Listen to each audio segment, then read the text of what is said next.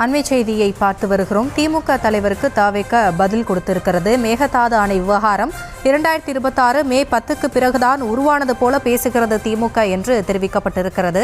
திமுக தலைவருக்கு தவேக பதிலளித்திருக்கிறது. அது தொடர்பான செய்தியை பார்த்து வருகிறோம்.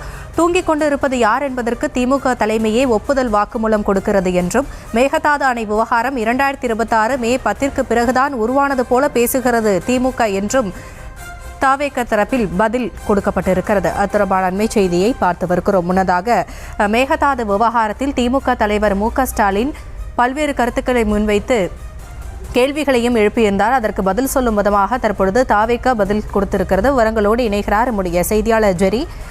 முழு விவரங்கள். வணக்கம்.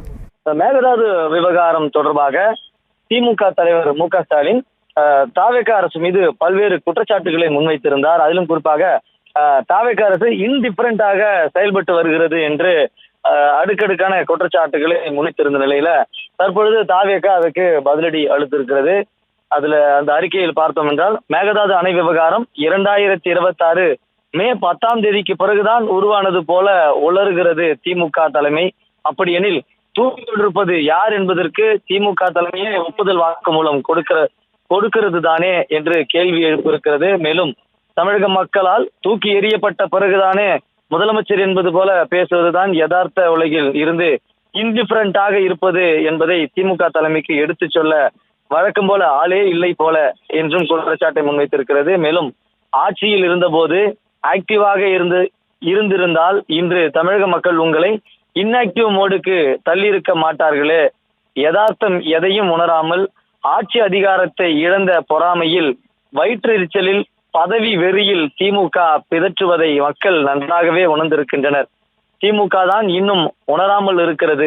மேகதாது விவகாரம் மட்டுமல்லாமல் தமிழ்நாடு உரிமை சார்ந்த எந்த விவகாரத்திலும் தமிழக விவசாயிகள் நலன்களிலும் தமிழக மக்கள் நலன்களும் பாதிக்கப்பட தவேக அரசு ஒருபோதும் இடம் கொடுக்காது என்று தவேக தலைமை திமுக தலைவர் மு.க.ஸ்டாலினுடைய குற்றச்சாட்டுகளுக்கு பதிலடி தந்திருக்கிறது. அதுவும் குறிப்பாக இன்ஆக்டிவாக இன்டிஃபரண்டாக இருக்கிற தமிழக அரசு இருக்கிறது என்று குற்றம் சாட்டிய நிலையில, தமிழக மக்களால் தூக்கி எறியப்பட்ட பிறகுதானே முதலமைச்சர் என்பது போல பேசுவதுதான் யதார்த்த உலகில் இருந்து இன்டிஃபரண்டாக இருப்பது என்பதை திமுக தலைமைக்கு எடுத்து சொல்ல வழக்கம் போல ஆளே இல்லை என்று தவேக தலைமை குற்றம் சாட்டி ஒரு அறிக்கையை வெளியிட்டிருக்கிறது.